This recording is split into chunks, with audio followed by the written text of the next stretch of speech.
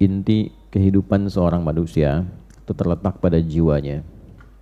Di dalam jiwa itu hanya ada dua potensi. Kalau bukan potensi kebaikan, maka lawannya yang menjadi tidak baik.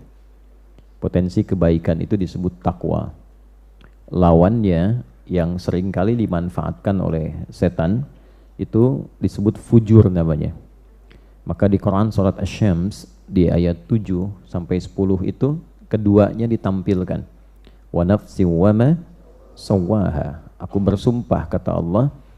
Allah itu kalau sudah bersumpah berarti sangat serius. Karena tanpa sumpah pun sudah serius.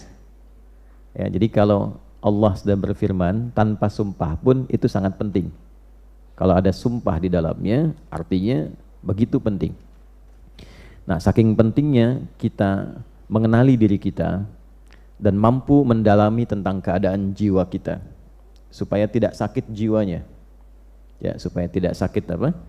Jiwanya. Jadi penyakit jiwa itu bukan kondisi orang yang tidak sadar melakukan tindakan-tindakan tercela yang biasa pada umumnya tercela dia lakukan.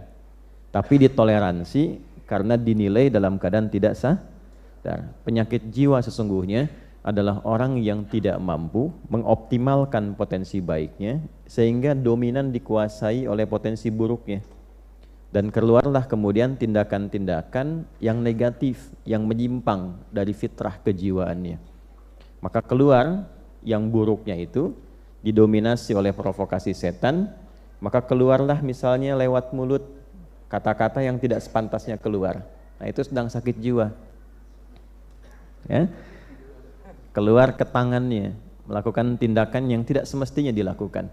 Ya, dia mencuri, dia korupsi, dia mencederai orang. Nah, itu sedang sakit apa?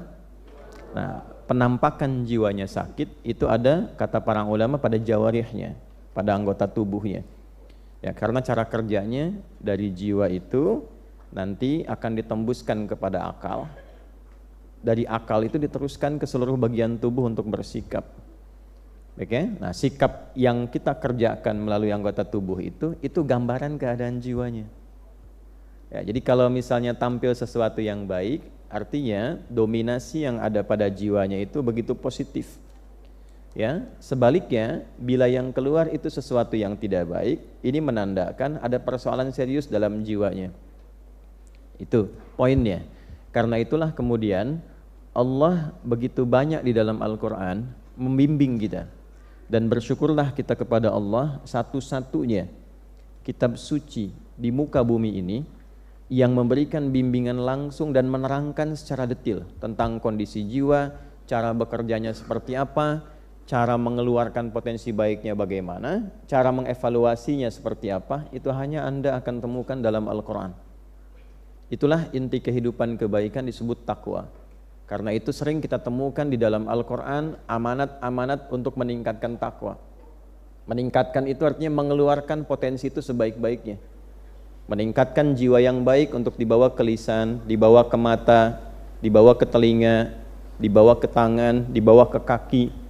Nah, untuk mengeluarkan potensi takwa itu kan butuh cara kan? Sama dengan kita mengeluarkan potensi ilmu harus belajar kan? Caranya belajar dengan membaca, menganalisis, memahami dari mulai pendidikan anak usia dini, kelompok bermain KB, TKA, TKB, habis itu S semua kan? SD, SMP, SMA, S1, S2, S3, S4, kerupuk 2 kan? Dingin semua tuh. Itu adalah cara. Nah, cara itu dalam bahasa Arab kalau dia luas, besar, itu disebut dengan syariat. Dari kata syari' artinya jalan. Bagaimana cara Bapak Ibu datang ke Masjid An-Nur ini? Melewati jalan. Nah, jalanan luas itu disebut syari' namanya. Kalau jalannya itu kecil, kadang berliku, itu thoriq namanya. Jelas ya? Nah, syari' jalan yang luas. Anda kesini caranya melalui jalan itu. Kita belajar pengetahuan melalui jalan menuntut ilmu. Nah, sama cara kita meningkatkan takwa, mengeluarkan butuh cara. Nah, cara kalau dikumpulkan dalam bentuk ajaran disebutnya syariat namanya. Maka kita temukan Di dalam istilah Islam itu ada syariat. Syariat Islam, syariat itu cara kita meningkatkan takwa supaya takwa itu keluar membuat diri kita semakin lebih baik. Jadi orang itu kalau sudah berislam, mengerjakan syariat pasti jadi baik. Tidak ada orang Islam yang tidak baik, kecuali yang mengatakan dirinya muslim tapi tidak mengerjakan jalannya, sehingga tidak mampu berislam dengan cara yang baik. Bapak Ibu boleh cek, saya kan sering katakan di berbagai kesempatan, kenapa Islam itu ketika dituntun oleh Nabi Muhammad SAW dan dipraktekkan, dituntun dan dipertontonkan di kalangan masyarakat, dipilihkannya oleh Allah di tingkat kriminal yang tertinggi pada masa itu, sehingga disebut jahiliyah.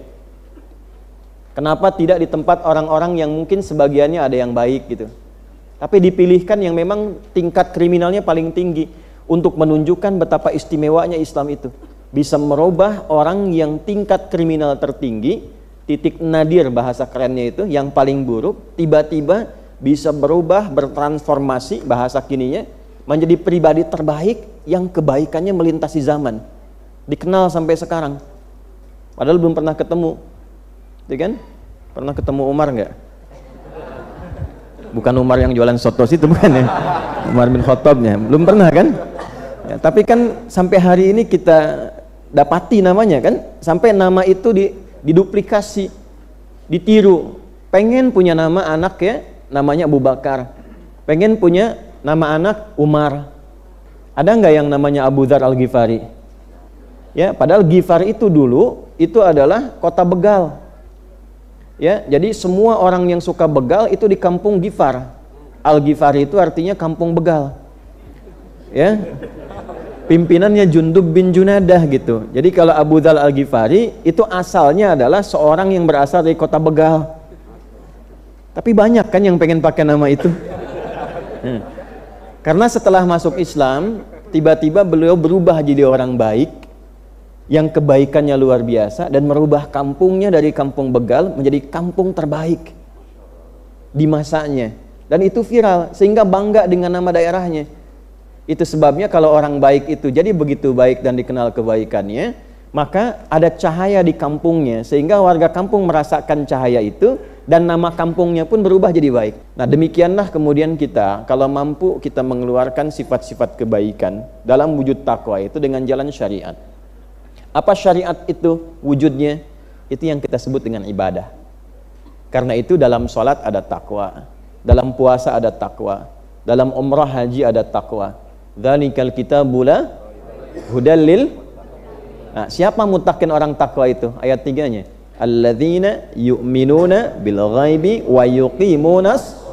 Nah, jadi ketika ibu, saya, kita diminta menunaikan sholat, bukan ingin memberikan beban, tapi sholat itu akan merubah kita menjadi pribadi yang lebih baik.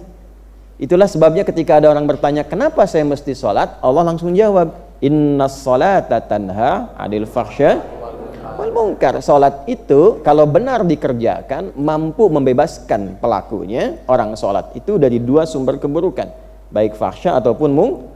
Nah, itulah rahasianya kenapa anak baru fase tumbuh berkembang usia 7 tahun yang diajarkan pertama kali sholat. Mengapa? Karena diharapkan anak itu tumbuh menjadi pribadi yang baik di masa depan. Ya ayyuhalladzina amanu kutiba alaikumus kama kutiba 'alal ladzina min qablikum la'allakum tattaqun. Di dalam puasa ada takwa. Itulah sebabnya kenapa orang puasa cenderung bisa menjadi lebih baik dibandingkan saat dia tidak puasa.